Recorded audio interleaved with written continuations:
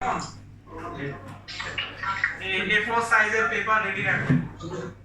A4 সাইজের paper ready রাখবেন।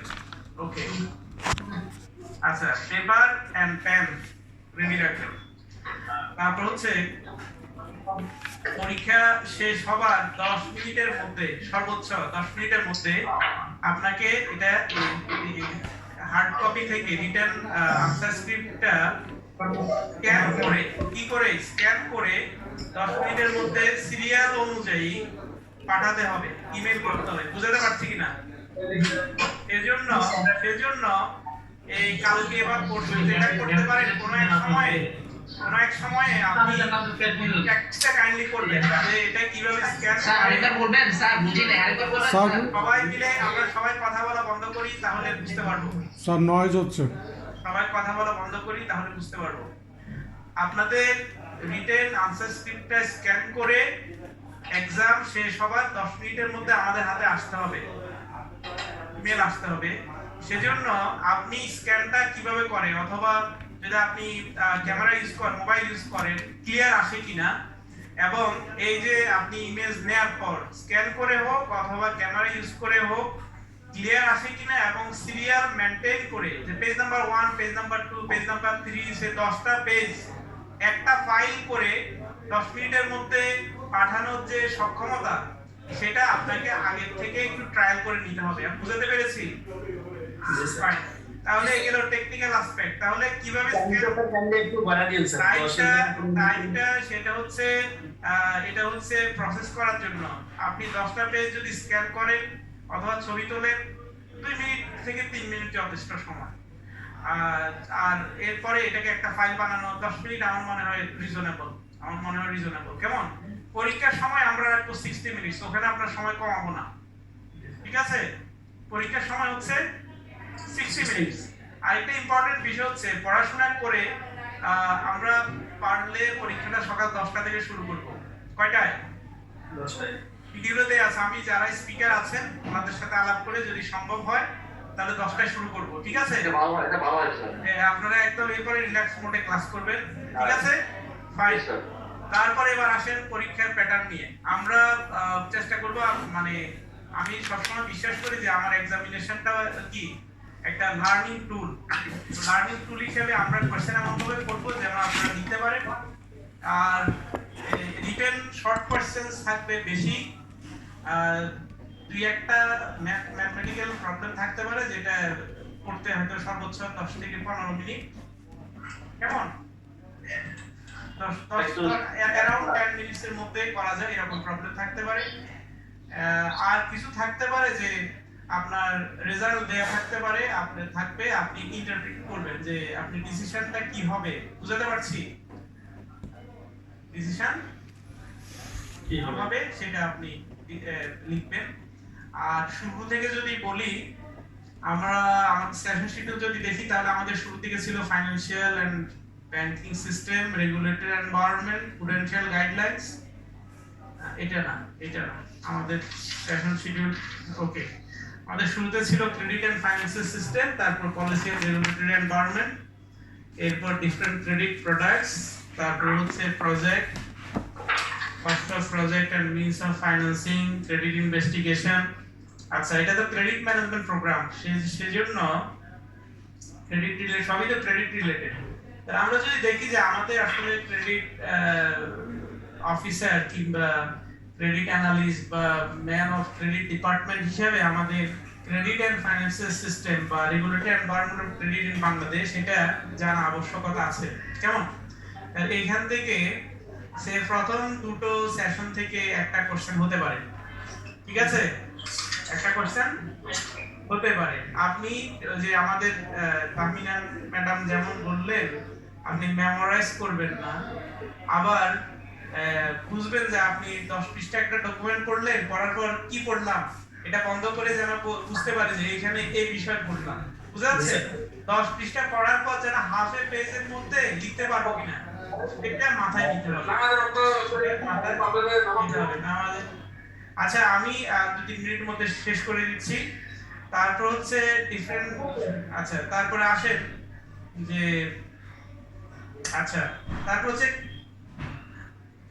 কালকে যেমনটা বলছিলাম যে ক্রেডিট দিতে গেলে কিছু প্রিন্সিপালস আছে, কিছু নর্মস আছে, সেগুলো যে রকম ক্রেডিটই হোক, ফান্ডেড হোক, নন ফান্ডেড হোক, লার্জ হোক, স্মল লোন হোক, আমাদের এগুলো মানে ফলো করতে হয়। তো আমাদের এখানে প্রিন্সিপালস অফ সাউন্ড লেন্ডিং কেমন বা এই রিলেটেড এরিয়াস গুলো কাইন্ডলি একটু ভালো করে দেখবেন।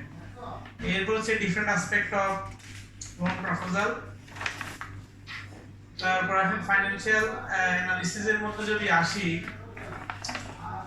কেমন, তাহলে আমাদের ফাইন্যান্সিয়াল স্টেটমেন্ট অ্যানালিসিস কিভাবে ক্রেডিট ডিসিশনে, credit monitoring, credit review, credit monitoring এ হেল্প করে।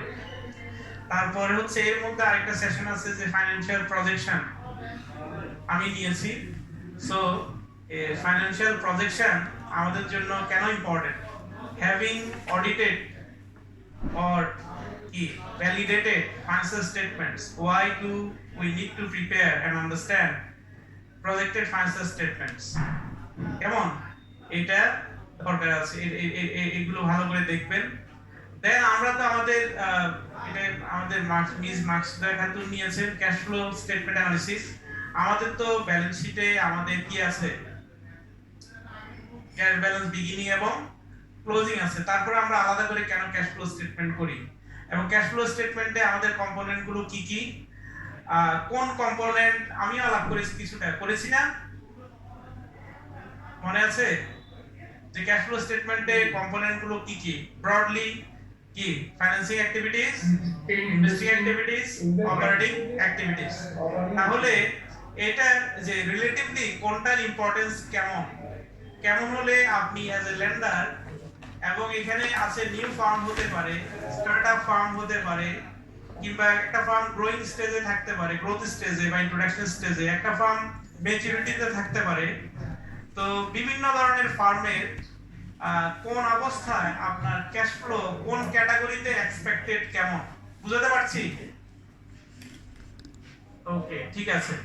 তারপর আসে ক্যাপিটাল বাজেটিং টেকনিক্স থেকে প্রবলেম থাকতে পারে না, আমি বলে দিচ্ছি থাকবে। পেব্যাক পিরিয়ড কিভাবে ক্যালকুলেট করে আপনাদের জানা উচিত, এনপিভি কিভাবে ক্যালকুলেট করে, আইআরআর কিভাবে ক্যালকুলেট করে সেটা জানলে হবে, কিন্তু আমরা ক্যালকুলেশন করতে দিব না, হয়তো আপনাদের রেটটা আমরা বলে দিতে পারি, কেমন।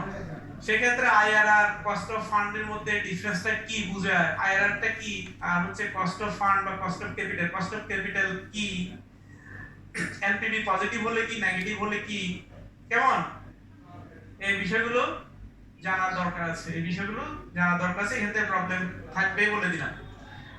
এরপর হচ্ছে ওকে, এরপর হচ্ছে লোন প্রাইসিং এর কয়টা মেথড আপনারা জেনেছেন, কস্ট প্লাস তো দেখেছি, আর কিছু দেখেছেন, রিলেশনশিপ ব্যাংকিং, রিলেশনশিপ প্রাইসিং কি আলাপ হয়েছে? না স্যার, আলাপ হয়নি। আচ্ছা, যাই হোক, ওয়ার্কিং ক্যাপিটাল এগুলো থেকে অঙ্ক দিব না আমরা, কিন্তু প্রশ্ন এমন হবে যেন আপনি কেমন মানে পুরো প্রসেসটা জানা থাকলে পারবেন, এমন করে প্রশ্ন দেয়া হবে। আচ্ছা, তারপর আসেন লোন সিট। তারপর আমাদের আছে যে আইসিআরআরএস এ আমাদের যে কিভাবে যে এটা ইফেক্টিভনেস অর ইউজফুলনেস বা ইমপ্লিকেশন অফ আইসিআরআরএস কি অ্যাজ এ ক্রেডিট ম্যানেজমেন্ট টুল। যখন আমি ক্রেডিট ম্যানেজমেন্ট টুল বলি তখন আমার ক্রেডিট অ্যাপ্রেজাল বলি, ক্রেডিট রিভিউ বলি, ক্রেডিট কি বলবো হ্যাঁ, দুটো মানে প্রি স্যাংশন এবং পোস্ট স্যাংশন স্টেজে আমাকে কি করে আইসিআরআরএস হেল্প করে, ঠিক আছে। অলরাইট, আর শেষের দিকে এর কি সিকিউরিটি নিয়ে তো সব সময় এগুলো আপনারা জানেন, বুঝেন, সিকিউরিটি বা কার্স ক্রিয়েশন এবং ডকুমেন্টেশন, এগুলো আপনাদের জানাশোনার কথা। আর কারো কিছু বলার না থাকলে আমরা এখানে শেষ করব।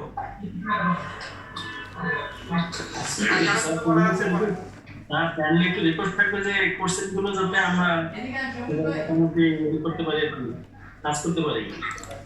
স্যার আমার একটা বিষয় জানার ছিল স্যার, সেটা হচ্ছে যে কোনো উত্তর কি অনলাইনে করতে হবে? না স্যার কোনো আপনাদের খাতায় আনসার লিখবেন, জি স্যার, খুব সহজে লিখে সেটা ছবি তুলে বা স্ক্যান করে সেটা সবগুলো একত্রে সিরিয়াল মেইনটেইন করবেন। খাতাটাতে আপনি আগে পেজ নাম্বার লিখে ফেলবেন, পেজ 1, পেজ 2, পেজ 3, বুঝাতে পেরেছি? জি স্যার। কভার পেজ লিখে ফেলবেন আগেই। প্রত্যেক পেজে যেটা করবেন, পেজ নাম্বার লিখবেন, নিচে উপরে লিখে রাখবেন আপনার নাম, পিএসসিএম, সিরিয়াল নাম্বার প্রত্যেক পেজে। তাহলে সিরিয়াল যদি কোনো কারণে এলোমেলো হয়, কেমন, এটা হারিয়ে যাবে না। ক্লিয়ার? বোথ সাইড না ওয়ান পিস বোথ সাইড আর ওয়ান সাইড কিসের আবার? আপনি আপনি সফটওয়্যার পাঠাবেন, এখানে তো বোথ সাইডের কিছু নাই। কথা বুঝা যাচ্ছে? জি স্যার। Thank you sir. আর কিছু বলার না থাকলে আমরা আজকের মতো শেষ করি। আছে একটু ইয়া করি এখানে। এই আচ্ছা, আমার একটা বই আছে, দেখা যাচ্ছে এটা? জি স্যার। আপনারা কেউ যদি আইবিবি ব্যাংকিং ডিপ্লোমা দিতে চান, দেখা যায় না? জি স্যার, দেখা যাচ্ছে। দেখা যাচ্ছে, আবার হারিয়ে যাচ্ছে। দেখা যাচ্ছে না স্যার। আচ্ছা, এই যে এখন দেখা যায়? জি স্যার। এখন দেখা যায়। আচ্ছা, ঠিক আছে। এটা হচ্ছে IBB management management accounting for banks. Banks. Management accounting for banks. এটা আপনাদের ডিপ্লোমা পার্ট 2 তে বিশেষ কাজে লাগবে যদি কেউ ডিপ্লোমা দিতে চান। কেমন? ব্যাংকিং ডিপ্লোমা দিতে চাইলে এটা আইবিবি পাবলিশ করেছে। কেমন? মানে being requested I have written this. Sir এটা কোথায় পাবো স্যার? এটা আইবিবি তে পাবেন। আইবিবি তে বিক্রি করে। আমি জাস্ট আপনাদের কেউ যদি এখানে এরকম থাকে তো এই হলো কথা। কেমন? আচ্ছা, স্যার আপনার মেইল অ্যাড্রেসটা একটু চ্যাট বক্সে দিলে ভালো হয়। আমার মেইল অ্যাড্রেসটা আপনার ইয়াতে দেয়া আছে। আচ্ছা, দিয়ে দিলাম। আমার দিব, আমার তাহমিনা ম্যাডামরও দিয়ে দেই। ম্যাডাম এটা দিয়েছে। আমি মেইল অ্যাড্রেসটা দিয়েছি, চ্যাট বক্স আপনারা পেয়েছেন? জি জি ম্যাডাম পেয়েছি। স্যার ওকে, সিলেবাস কভারেজটা খুব সুন্দর করে দিলেন। আপনাদের কাছে একটা রিকোয়েস্ট থাকে, দেখবেন যে আপনারা প্লে স্টোর থেকে পিডিএফ কনভার্টার বা পিডিএফ স্ক্যানার নামে একটা টুল আছে, সেটা ইউজ করে, সফটওয়্যারটা ইউজ করে আপনারা আপনাদের ডকুমেন্টগুলো ছবি তুলে পাঠিয়ে দিতে পারেন। তাহলে ভেঙে যাওয়ার ভয় থাকে না পিডিএফ এ করে নিলে। আর যদি ল্যাপটপ থাকে, ল্যাপটপে করলে যেমন যদি সবগুলো পিডিএফ ফাইল ওয়ান পেজ করে আপনি নেন, অথবা ইমেজ নিলেন, নেয়ার পরে কম্বাইন পিডিএফ আপনি গুগল করে যদি করেন কম্বাইন পিডিএফ, এটা প্র্যাকটিস করে নিলেন যদি করতে চান আগে থেকে। কেমন? তাহলে আপনি যে সিরিয়াল দিবেন, ওই যে যদি সে আপনার 10 পেজেস হয়, তাহলে 10 কি ইমেজেস হবে, তাই না?